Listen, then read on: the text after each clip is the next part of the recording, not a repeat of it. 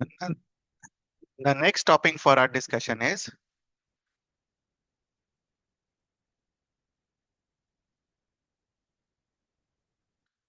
physical properties of aldehyde and ketones. ठीक है, जैसा कि कल लास्ट में आपको लिखा गया, फिजिकल प्रॉपर्टीज में हमें क्या क्या पढ़ना है।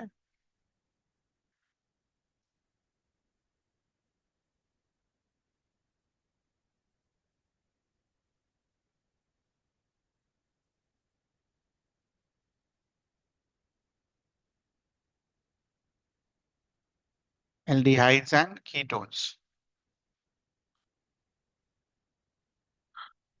सबसे पहले हमें बॉइलिंग पॉइंट के बारे में पढ़ना है। सबसे पहले बॉइलिंग पॉइंट के बारे में पढ़ना है। तो बॉइलिंग पॉइंट के लिए आपको यहां पर देखिएगा ध्यान से, ऑलमोस्ट सारे जो यहां पर एलिमेंट्स लिए गए हैं सबका मॉलिक्यूलर मास सेम है। This is alkane, this is ether, this is aldehyde, this is ketone and this is alcohol.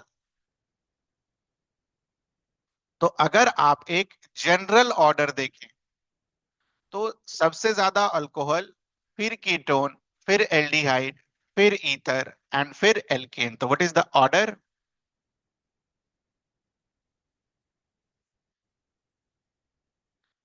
Ether, aldehyde,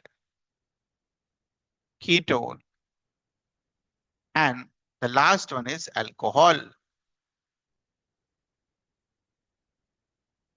Next thing is what?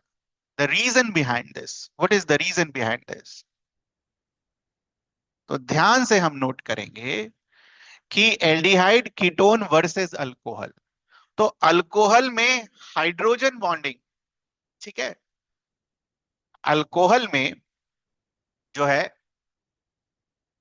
Hydrogen bonding होता है, एच बॉन्डिंग। अल्कोहल के molecules में there is hydrogen bonding. Aldehyde और ketone में absence of intermolecular hydrogen bonding. Intermolecular, ध्यान रखिएगा, intermolecular. तो इस कारण से अल्कोहल का बॉइलिंग पॉइंट जो होता है वो एल्डिहाइड और कीटोन से बहुत ज्यादा होता है। ठीक है ना? What is the reason behind these two? Ether versus aldehyde and ketone, ether versus aldehyde and ketone. What is the reason behind this? तो एल्डिहाइड और कीटोन, ठीक है, यहां पर अगर आप देखो तो इनमें डाइपोल डाइपोल इंटरेक्शंस होते हैं। क्यों होता है डाइपोल डाइपोल इंटरेक्शन? तो आपको ये चीज पढ़ाई गई थी जब कार्बोनिल कंपाउंड्स पढ़ाया गया था। Since this is more electronegative, this is less electronegative, there is a situation where partial positive and negative charge develops. तो इनका ज्यादा क्यों होता है? Because of this.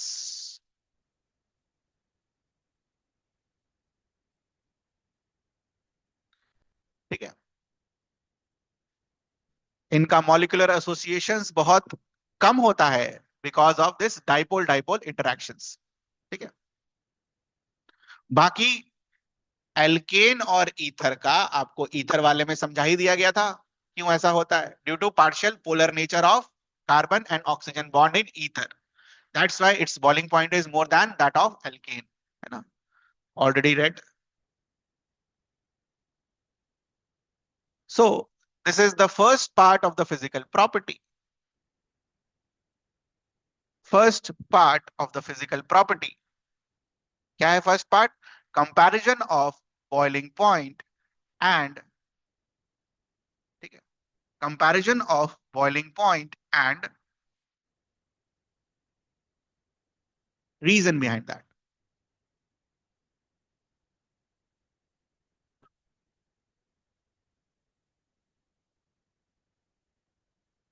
ठीक है ना? Next section is solubility.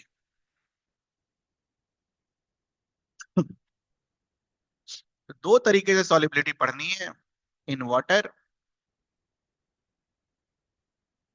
And in non polar solvent.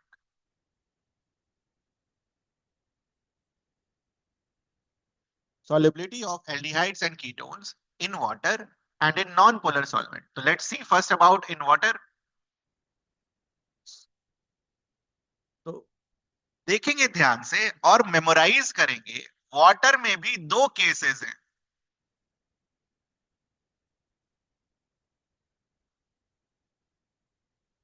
Lower members, lower members मतलब जिनमें कार्बन एटम्स कम हो, एंड हायर मेंबर्स जिसमें कार्बन एटम ज्यादा हो.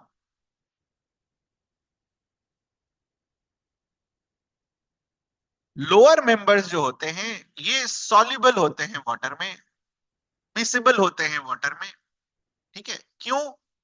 Because of hydrogen bonding. Because of hydrogen bonding are miscible with water in all proportion because they form hydrogen bond with water. Lower members ध्यान रखिएगा, mark करिएगा lower members. ठीक है. Now for higher members मतलब alkyl chain का जब length increase होता है, C10 C12 इस तरीके के मेंबर्स, तो वहां पर सॉल्युबिलिटी स्टार्ट्स डिक्रीजिंग. सर वहां हाइड्रोजन बॉन्डिंग नहीं होगा, हाइड्रोजन बॉन्डिंग का स्ट्रेंथ घटता जाता है because due to steric factors. Steric factors मतलब जैसे जैसे चेन बड़ा होता जाएगा वैसे वैसे हाइड्रोजन बॉन्डिंग जो होता है वो घटता चला जाता है, क्योंकि जगह अवेलेबल नहीं होता है. जब जगह अवेलेबल नहीं होता है तो हम उसको क्या बुलाते हैं? Steric factor. तो हाइयर मेंबर्स में solubility decreases for both aldehyde and ketones. ठीक है, for both aldehyde and ketones. तो this was your point number 1, this was your point number 2, और ये 2 का पहला पार्ट 2A.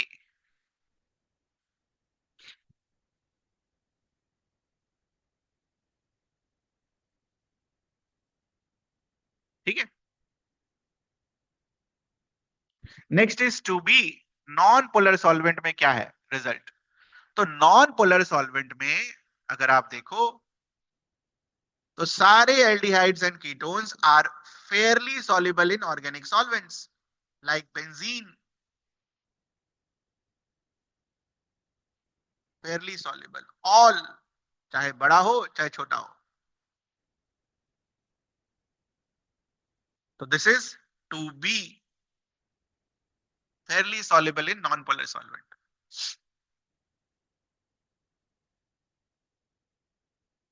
Next,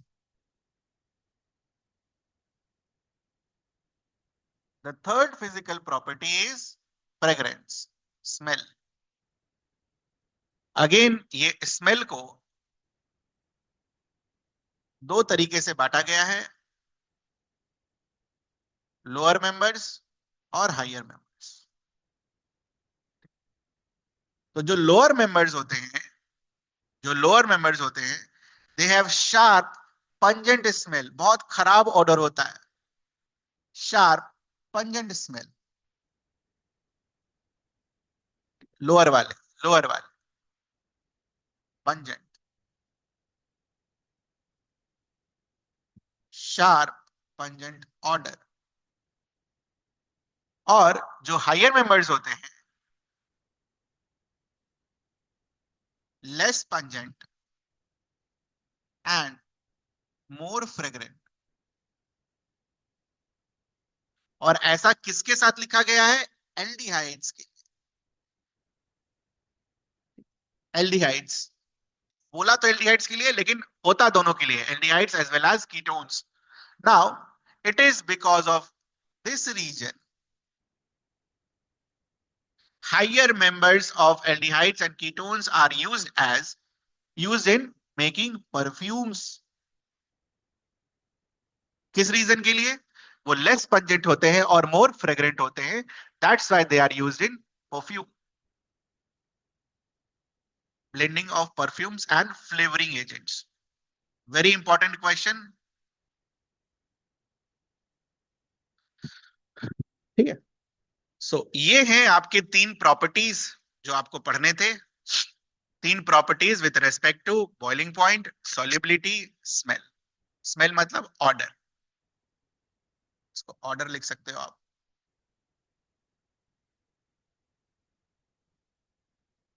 तो इन तीन फिजिकल प्रॉपर्टीज में किसी को कुछ पूछना है? तीन फिजिकल प्रॉपर्टीज में, physical properties of aldehydes and ketones. नहीं? चलिए, नेक्स्ट सेक्शन। अच्छा, ये वाला सवाल करिए पहले तो। Do it.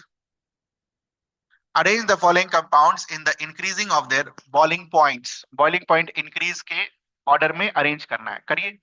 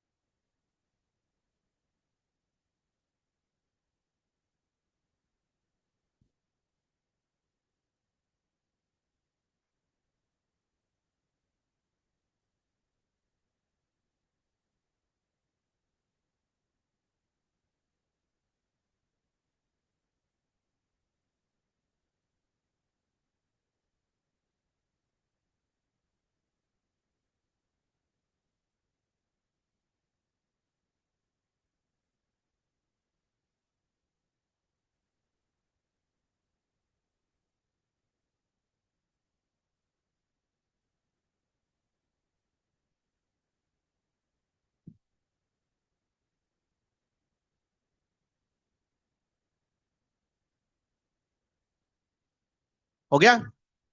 So what is the order that we have memorised? Reason already मैंने आपको दे दिया।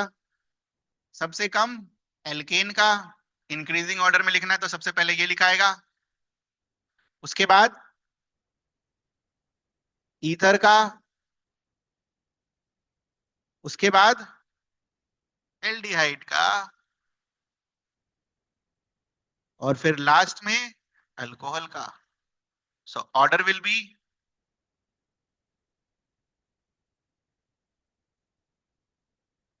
दिस। सबसे ज्यादा बॉइलिंग पॉइंट अल्कोहल का। ठीक है,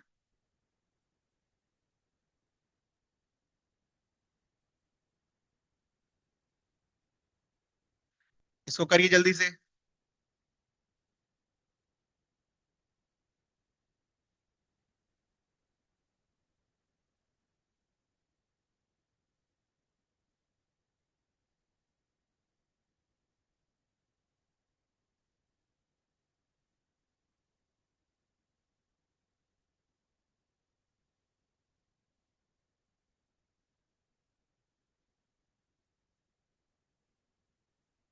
डन। अगेन इंक्रीजिंग ऑर्डर में समझा करना है। सबसे कम एल्केन, उसके बाद ईथर, उसके बाद एल्डिहाइड, और उसके बाद अल्कोहल। तो सबसे ज्यादा जो आपका बॉइलिंग पॉइंट होगा वो किसका होगा? अल्कोहल का होगा। ठीक?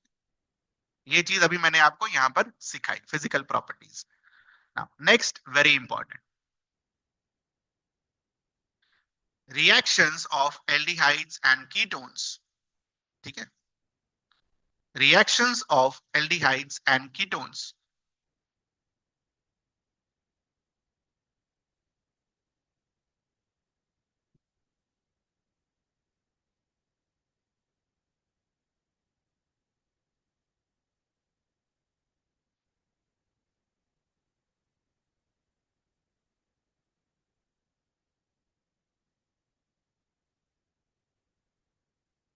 So what are the reactions of aldehydes and ketones? जो पहला reaction is, that is nucleophilic addition reaction. Nucleophilic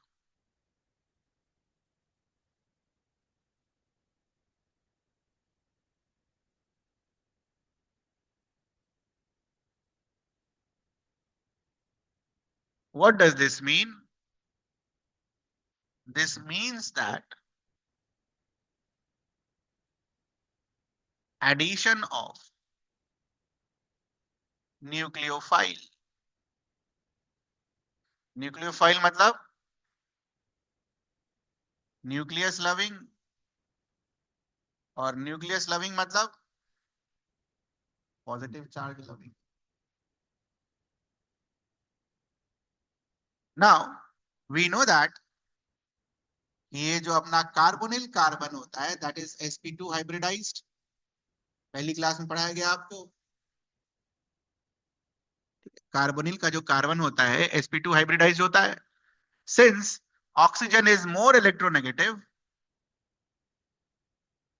there is a partial positive charge on carbon. Now, suppose we have a nucleophile, it will be nucleus loving. What it will do? It will attack on this carbon. जब ये होता है, ध्यान से देखना है,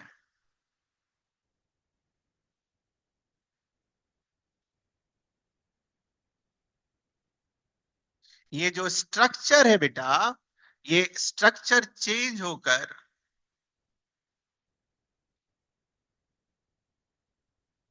जो sp2 carbon था वो sp3 में कन्वर्ट हो जाता है।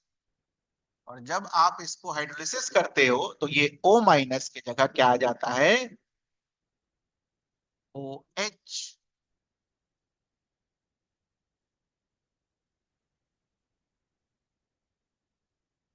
चूंकि ये sp3 कार्बन बन जाता है, hence it is no more planar, it becomes tetrahedral, and this is the slowest step। ये जो होता है attack of nucleophile, and slowest step is known as rate determining step। Slowest step is known as rate determining step।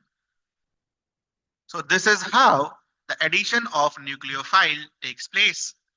It attacks on sp2 carbon because that is partially positive charge, it becomes sp3 hybridized, hybridization changes from sp2 to sp3, shape कैसा हो जाता है? Tetrahedral. Shape कैसा हो जाता है? Tetrahedral. ठीक, तो this is how the nucleophilic addition proceeds. Book में भी यही लिखा हुआ है, nucleophile attacks on this, it's a planar structure, and once the nucleophile attacks it becomes tetrahedral intermediate। फिर हाइड्रोलिसिस करते हैं, O माइनस का क्या बन जाता है? H। This is your product. What happens in this process? Book में क्या अंडरलाइन करना है वो देखो। The hybridization of carbon changes from sp2 to sp3। ठीक है, न्यूक्लियोफाइल का अटैक किधर होता है? अगर आप देखो, अगर ये मेरा पूरा टेबल था, है ना, तो टेबल के जस्ट परपेंडिकुलर अटैक किया है। Again a very important point, from a direction approximately perpendicular to the plane of sp2 hybridized orbital of carbonyl carbon।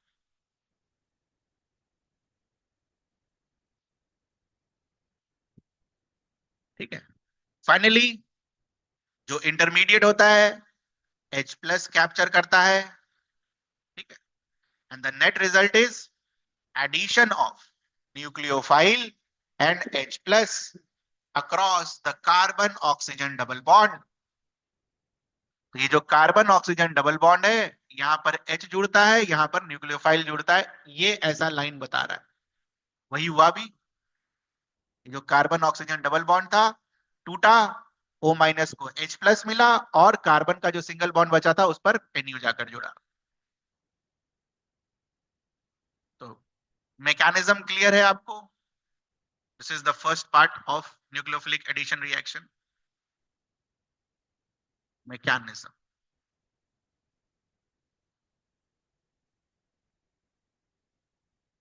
Mechanism में कुछ पूछना हो?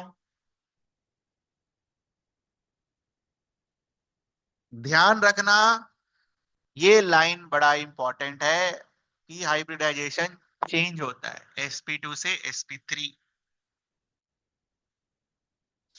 रेयर ऐसा देखा जाता है।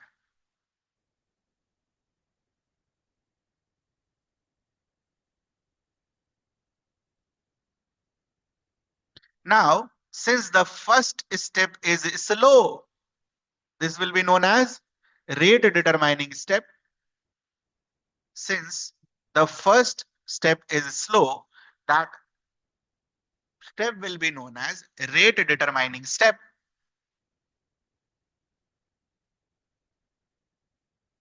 तो यहीं से दूसरा टॉपिक बनता है रिएक्टिविटी। पहला हो गया mechanism, second one is reactivity. तो पहले ध्यान से सुनेंगे और फिर नोट करेंगे और फिर अंडरलाइन करेंगे। ठीक है, ऐसा ग्रुप है मेरा, और ये है मेरा न्यूक्लियोफाइल। ठीक है, मान लीजिए मेरे पास दो अलग अलग तरीके का कार्बन एटम होता। मान लीजिए, कैसे होता नहीं होता वो अलग बात है।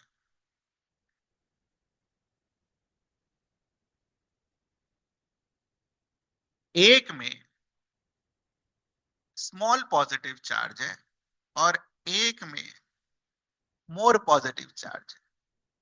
तो ये न्यूक्लियोफाइल किसको प्रेफर करता? इसको प्रेफर करता। क्यों? क्योंकि इसके पास ज्यादा पॉजिटिव चार्ज है। कैसे आया नहीं आया वो बात की बात है। तो न्यूक्लियोफाइल इसको प्रेफरेंस देता। तो जब चार्ज के बेसिस पर प्रेफरेंस मिलता है तो that factor is known as electronic factor. जब चार्ज के ऊपर प्रेफरेंस मिलता है then that factor is known as electronic factor. ठीक।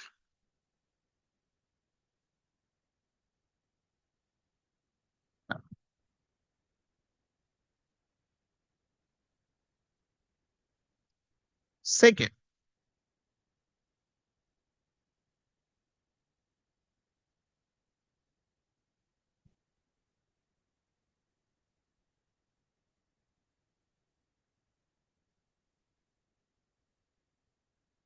मान लीजिए यहां पर छोटे ग्रुप्स है। मान लीजिए यहां पर हाइड्रोजन जैसे मान लो लगा हुआ है, यहां पर हाइड्रोजन और यहां पर हाइड्रोजन। हाइड्रोजन छोटा मॉलिक्यूल है। यहां पर मान लो बहुत बड़ा ग्रुप लगा हुआ है, जैसे टर्शरी अल्कोहल टाइप्स का। टर्शरी अल्कोहल टाइप्स का बड़ा group, big group. Again nucleophile को अटैक करना है। चांसेस क्या है वो इस पर आसानी से कर दे। यहां जाने में इसको दिक्कत होगा क्योंकि भीड़ लगी होगी। भीड़ क्यों लगी होगी? क्योंकि ग्रुप्स बड़े बड़े हैं। तो जहां पर ज्यादा लोग हैं वहां पर जाने में दिक्कत होती है, जहां पर कम लोग हैं वहां पर आप आसानी से जा सकते हो। ठीक है। तो यहां पर ज्यादा लोग और कम लोग वाली बात नहीं है, यहां पर बड़े ग्रुप्स और छोटे ग्रुप्स के बारे में बात हो रही है कि अगर बड़ा ग्रुप होगा तो जाने में दिक्कत होगा, छोटा ग्रुप होगा तो आप आसानी से जा सकते हो।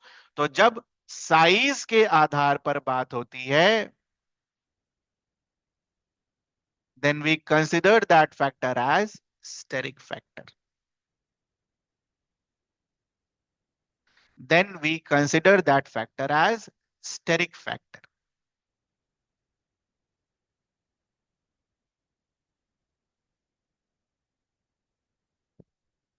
ठीक।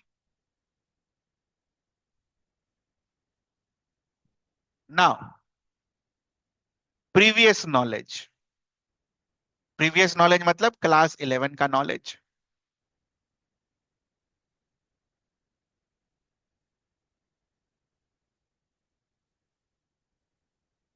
खासकर पहले वाले के लिए प्रीवियस नॉलेज होने की जरूरत जरूरी है। We have read about electron withdrawing group, we have read about electron donating group. याद करो, पढ़ा आपने? इलेक्ट्रॉन डोनेटिंग ग्रुप में आपने plus M, plus I, plus H, mesomeric effect, inductive effect, hyper conjugation effect, ये सारी चीजें पढ़ी होंगी। उसी तरह minus M, minus I, minus H. तो एक बात बताओ, अगर दो कार्बोनिल ग्रुप है मेरे पास,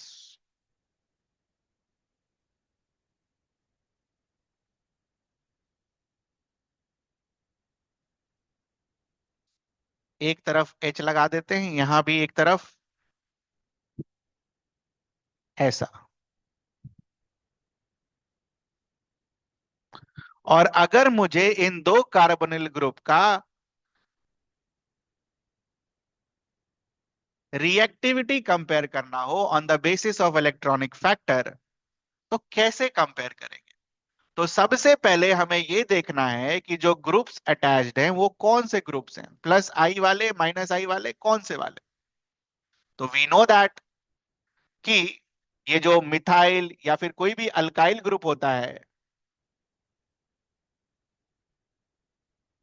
वो प्लस आई लगा रहा होता है। तो अगर किसी ने प्लस आई लगा दिया,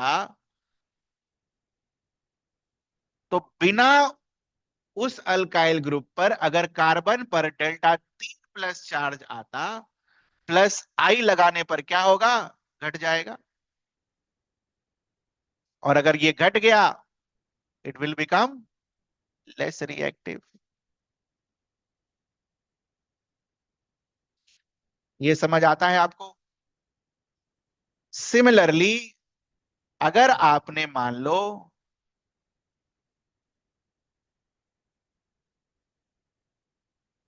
इलेक्ट्रॉन विड्रॉइंग ग्रुप लगा दिया, ठीक है, इलेक्ट्रॉन विड्रॉइंग ग्रुप लगा दिया, तो ये डेल्टा 3 प्लस पहले से था और बढ़ जाएगा। It will become what? More reactive. ये समझ में आता है आपको?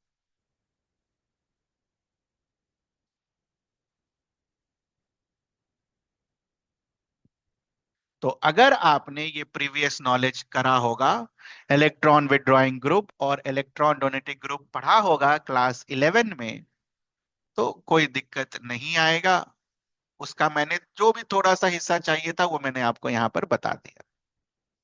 सो on the basis of this knowledge, जितना भी हमने पढ़ा, इसके बेसिस पर we have to compare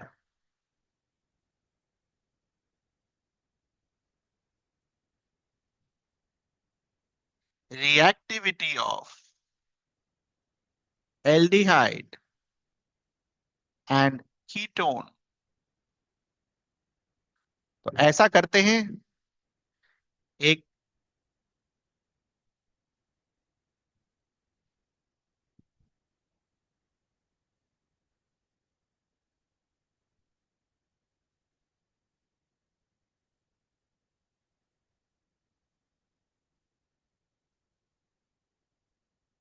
compare करने की कोशिश करते हैं।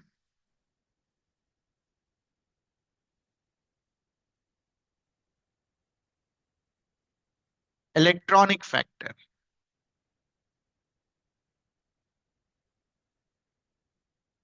तो ये जो है,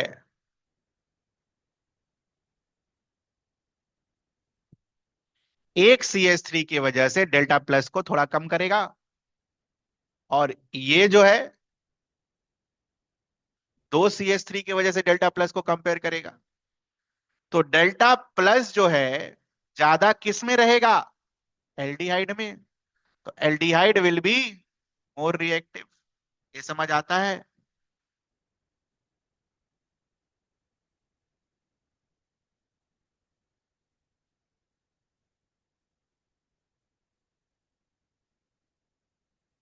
ये समझ आता है आपको? बोलिए।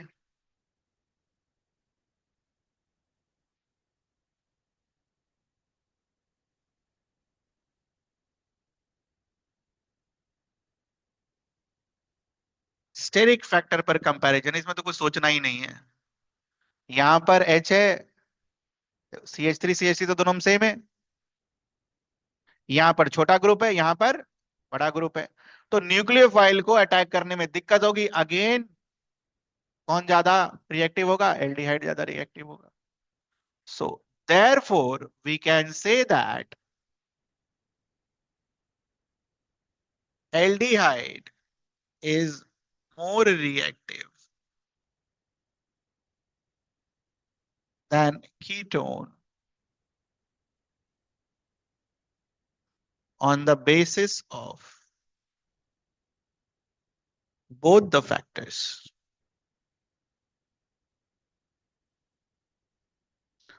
On the basis of both the factors. अब बताओ, कुछ पूछना हो तो।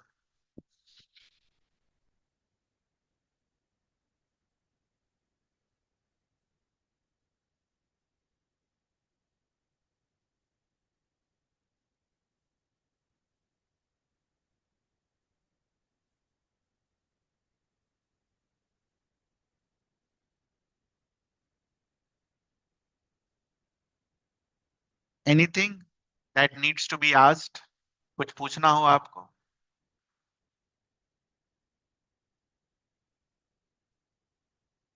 तो can you answer this? मैं यहाँ, वहां टेंडेंसी होगी कि आंसर लिख लें, देख लें। My question to you is,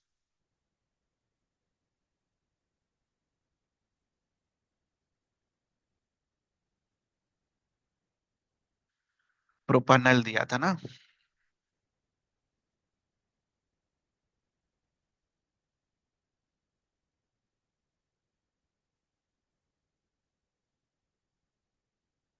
Which will be more reactive? We are comparing two aldehydes, propanol and benzaldehyde. Which will be more reactive? प्रोपानल ज्यादा रिएक्टिव होगा या बेंजल्डिहाइड ज्यादा रिएक्टिव होगा? सोचकर बिना हड़बड़ाहट के आंसर करिए।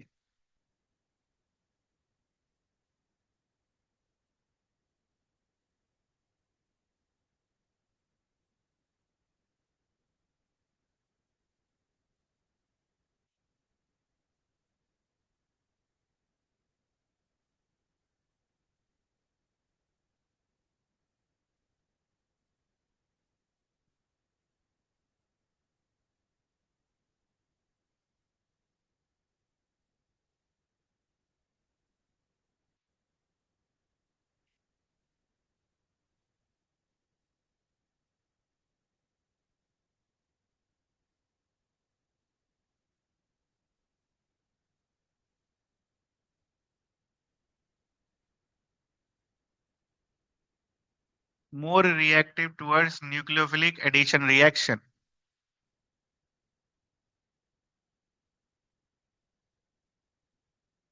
Done. Let's compare.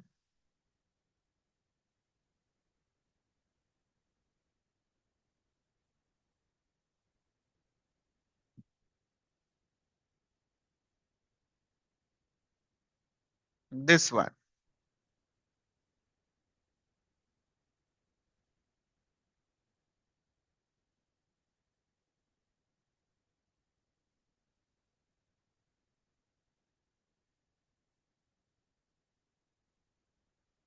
So considering electronic factor,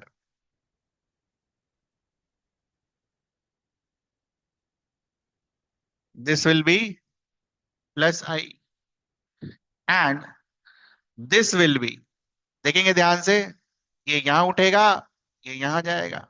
So this will be plus M. So due to plus M, there will be more decrease of plus charge on carbonyl carbon of C double bond O.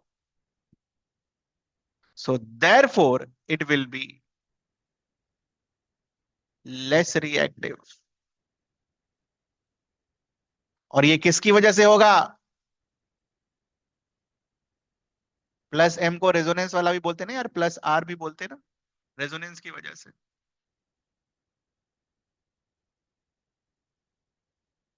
तो electronic factor के basis पर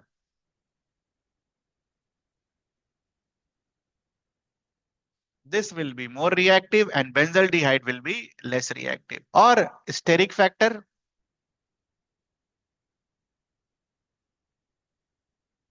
again this is a larger group as compared to this. यहां पर 6 carbon है, यहां पर 2 carbon है, again this will be less reactive. So book जो है बस इस से ही आंसर किया है, तो आप भी एग्जाम में बस इलेक्ट्रॉनिक फैक्टर से ही आंसर करना। कुछ पूछना हो, ये रहा सवाल।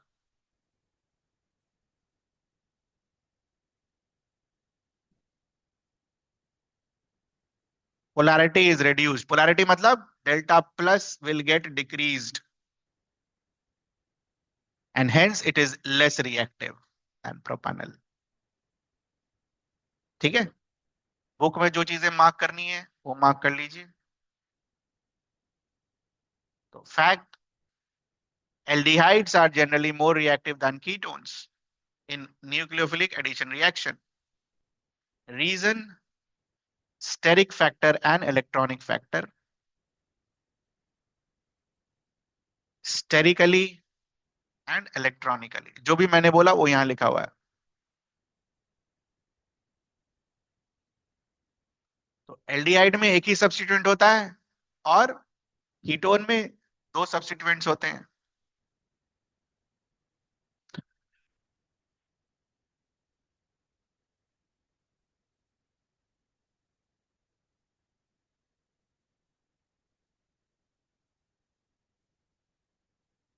कुछ पूछना हो किसी को?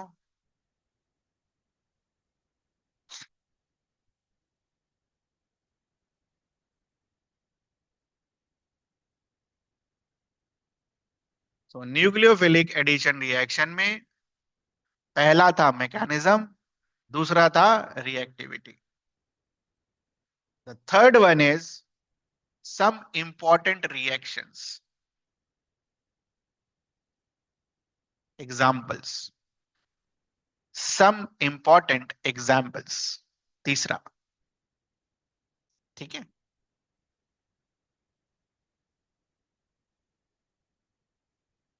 सम इंपॉर्टेंट एग्जांपल्स में तीनों एग्जांपल को हम एक साथ कर देंगे।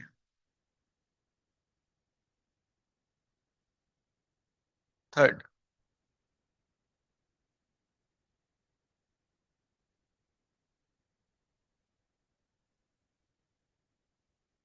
थर्ड का फर्स्ट वन इज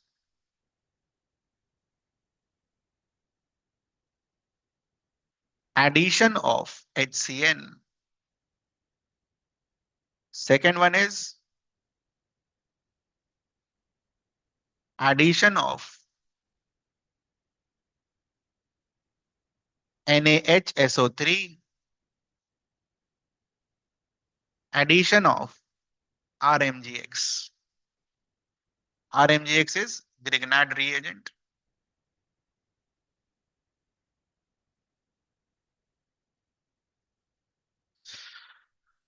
तो इसको एकदम शॉर्ट में कर लेंगे हम। इससे न्यूक्लियोफाइल जो बनेगा वो क्या बनेगा? Cn minus. Nu माइनस था ना बेटा अपना। इससे जो न्यूक्लियोफाइल बनेगा वो क्या बनेगा? HSO3 minus. और इससे जो न्यूक्लियर फन बनेगा वो क्या बनेगा? R minus. तो एक बात बताओ, कर लोगे?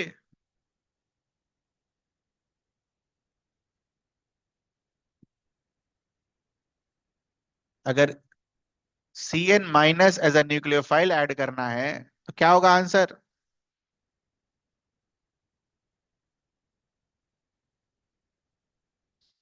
दिस। कैसे लिख दिया डायरेक्ट? यहां लिखा हुआ है final result is addition of nucleophile and H plus किसके साथ जुड़ेगा? O के साथ जुड़ेगा। और न्यूक्लियोफाइल कहां जुड़ेगा? Perpendicular to the plane. शुरू में मैंने आपको ये बताया, कार्बन ऑक्सीजन डबल बॉन्ड की जगह आप डायरेक्ट ये कर सकते हो। और बुक में भी देख लीजिए, सेम है, बिल्कुल सेम है, CN और OH।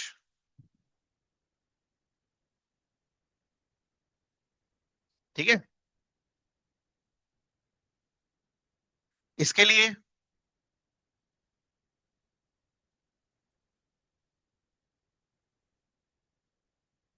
ऐसा ग्रुप है, HSO3 माइनस जोड़ना है। तो HSO3 जब आप माइनस जोड़ोगे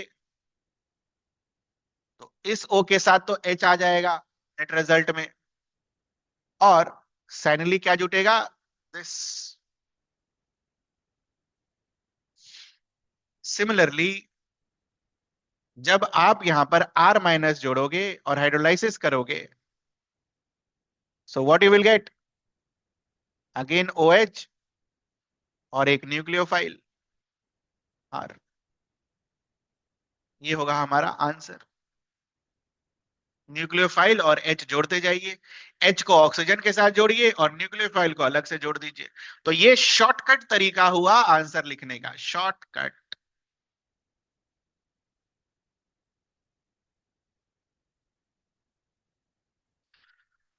न्यूक्लियोफाइल जोड़ते जाइए और हाइड्रोजन ऑक्सीजन के साथ जोड़ते जाइए।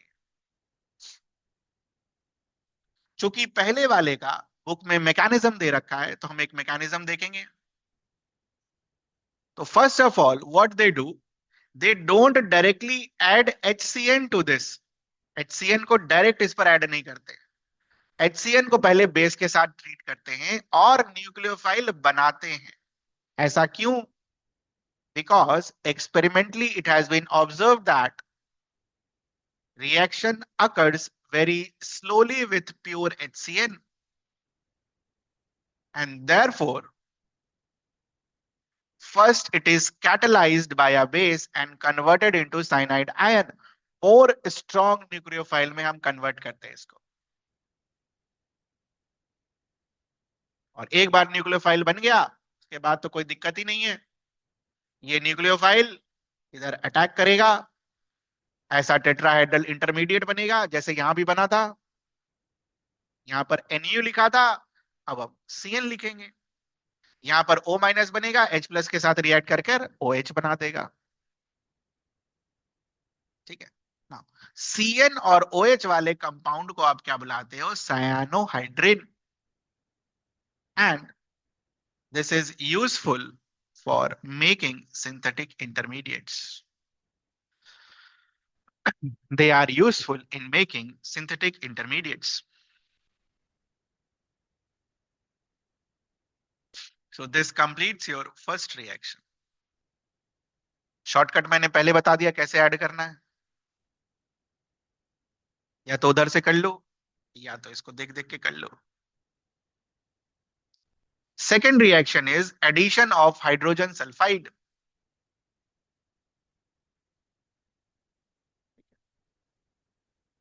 Now, addition of hydrogen sulfide में प्रोडक्ट बनाना तो हमने सीख लिया।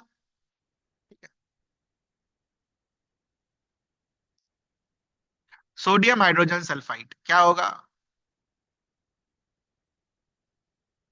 दिस। ये जब पानी में डूबेगा तो Na+SO3H-। नाउ इसको यहां पर जोड़ देना है।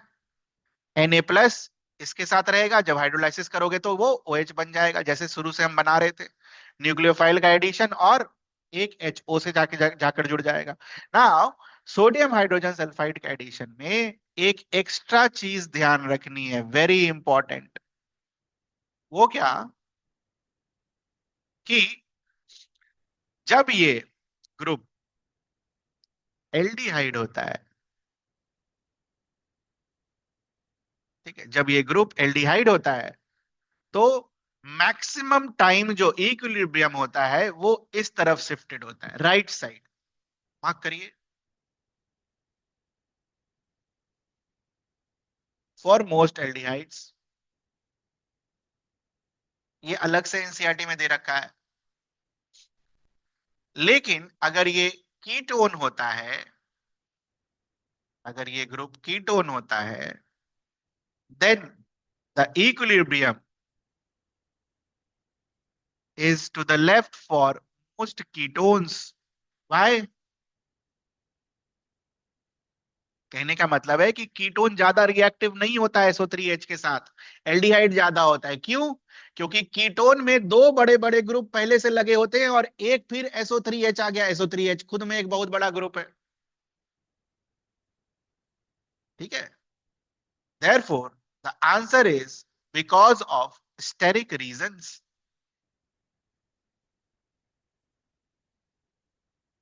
बुक नहीं लिखा है कि क्यों ऐसा होता है, बस लिख दिया स्टेरिक रीजन के कारण।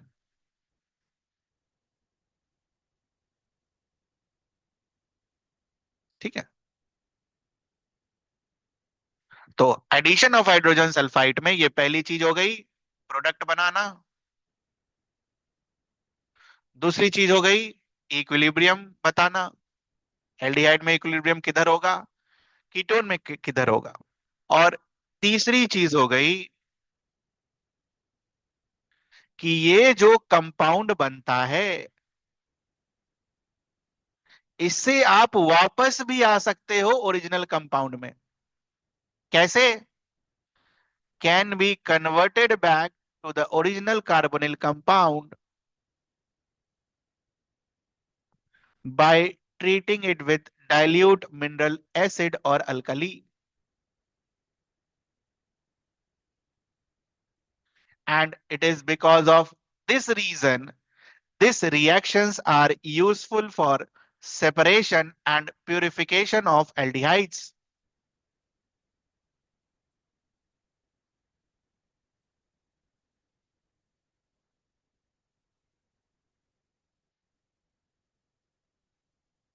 This is useful for separation of purification, separation and purification of aldehyde. देखो एनसीईआरटी इसके बारे में डिटेल में और कुछ नहीं लिखा है, बस लिख दिया है कि चूंकि हम पीछे ला सकते हैं इसीलिए सेपरेशन और प्यूरिफिकेशन करने के लिए आसान होता है। ठीक है, ये नहीं समझाया किससे सेपरेशन किससे प्यूरिफिकेशन। मैं आपको दो सेंटेंस में बस खाली समझाने की कोशिश कर रहा हूं, समझ आ गया तो ठीक, नहीं तो छोड़ दीजिएगा। जितना एनसीईआरटी में है उतना ही पढ़ेंगे, उससे ज्यादा पढ़ने का कोई जरूरत है नहीं। देखेंगे ध्यान से। तो मान लीजिए मेरे पास मिक्सचर है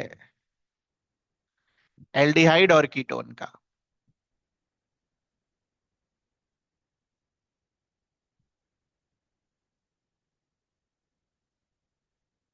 We have a mixture of aldehyde and ketone. ठीक है बच्चा, डाल दो इसमें NaHSO3। What will happen? जो एल्डिहाइड होगा, ठीक है,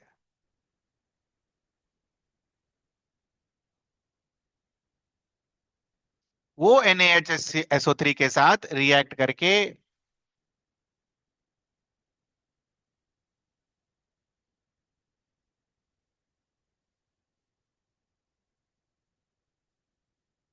ठीक है इस तरीके का प्रोडक्ट देगा आपको। And equilibrium will be towards right, मतलब आपको सॉल्यूशन में ये मिलेगा। रिएक्ट तो ये इसके साथ भी करेगा, बट इसके केस में equilibrium will be towards left, मतलब इसी फॉर्म में कंपाउंड रहेगा।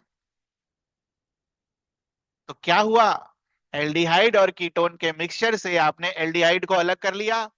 अब आपके ओरिजिनल रिएक्टेंट में क्या बचा, ketone.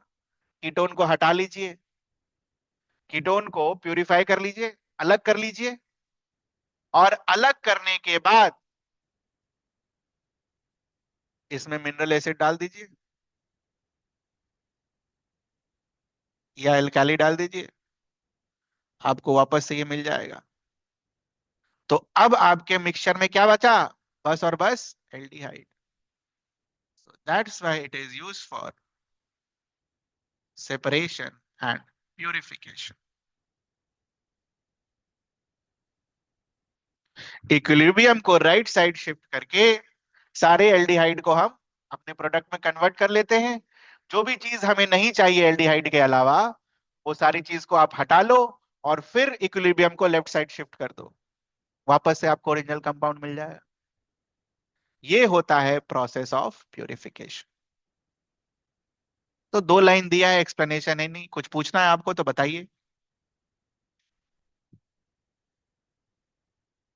This is how purification is done. ठीक है।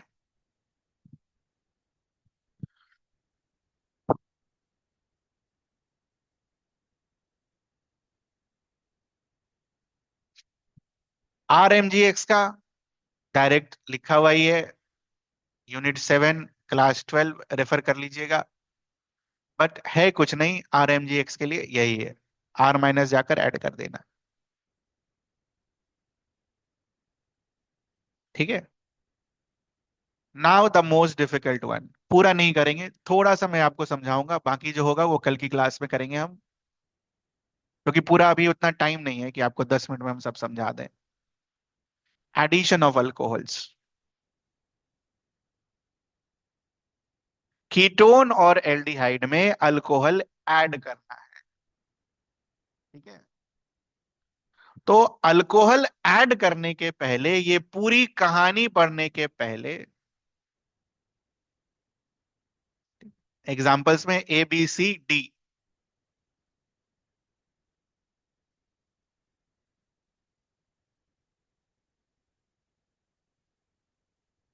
इनके एग्जाम्पल्स को पढ़ने के पहले we need to know the concept of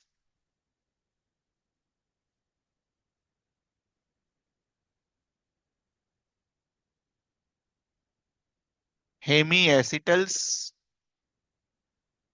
एसिटल्स, Hemy कीटल्स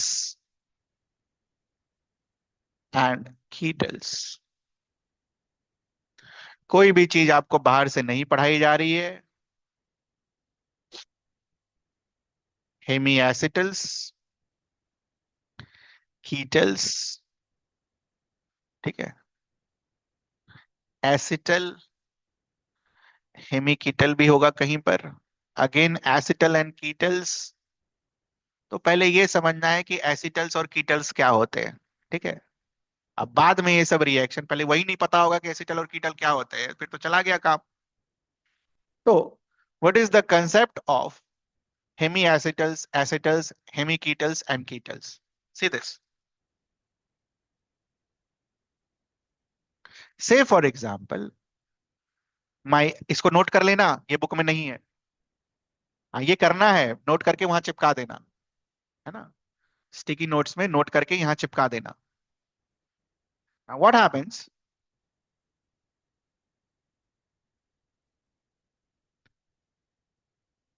when you add alcohol in the presence of an acid?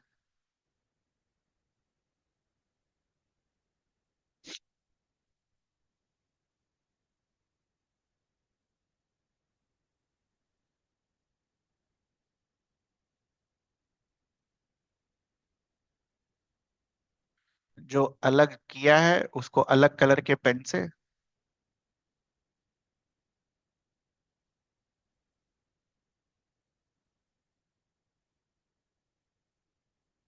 This is form,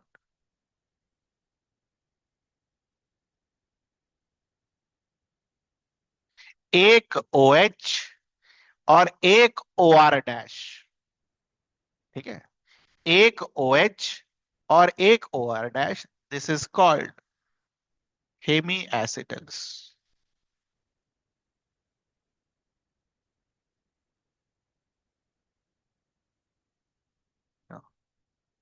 When you add one more molecule of alcohol, what happens?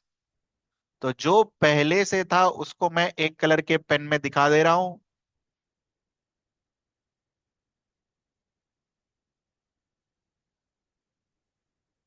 एक और OR dash जुड़ जाता है, इसको बुलाते हैं एसिटल्स।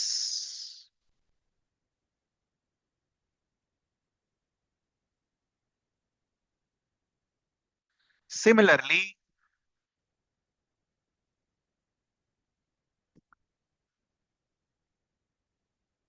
एकदम same, कुछ अलग नहीं।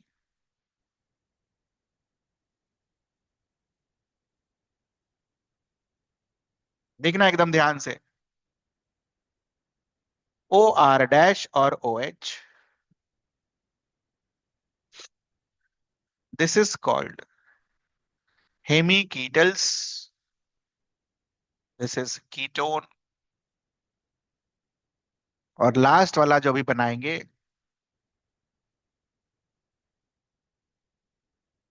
एक बार और रिएक्ट कराकर, तो जो पहले से था उसको एक कलर के पेन से, R C R O R dash, और जो नया जुड़ेगा,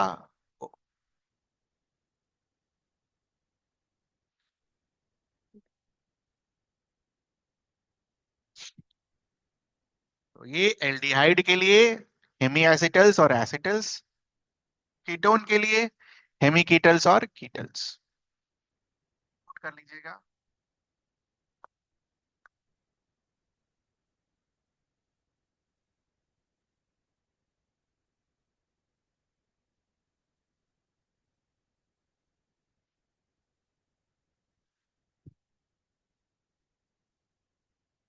नोट कर लीजिएगा इसको।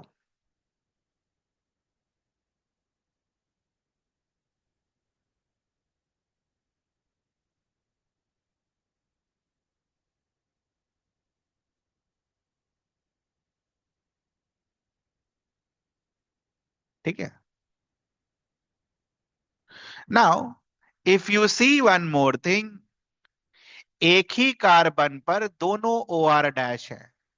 जब एक ही कार्बन पर एक ही तरीके के कंपाउंड्स लगे होते हैं तो उसको हम क्या बुलाते हैं? जेम। याद है?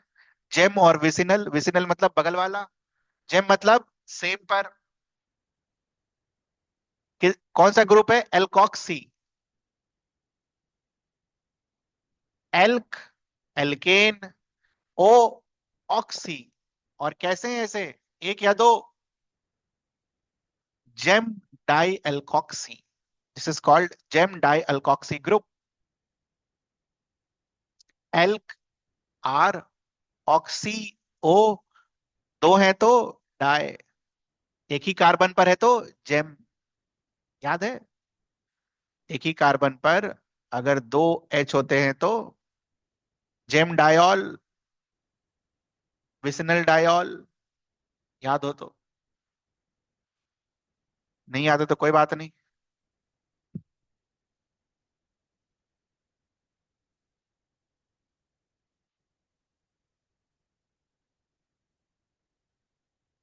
ठीक है, होमवर्क लिखिए।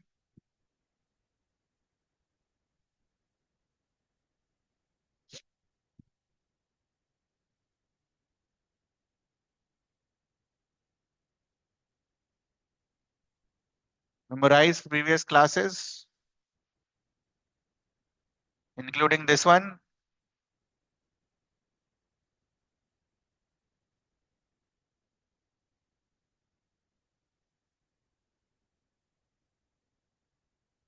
Read NCERT 2 to 3 times। और जब कल की क्लास में जब आप आएंगे, ठीक है, तो कम से कम मिनिमम रिक्वायरमेंट है कि हेमी एसिटल्स, एसिटल्स, हेमी कीटल्स, कीटल्स, ये वाला पेज पढ़कर आना कल की क्लास में। ठीक है,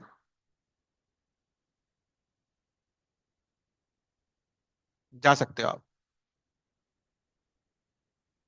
ये पढ़कर आना फॉर टुमारोज क्लास।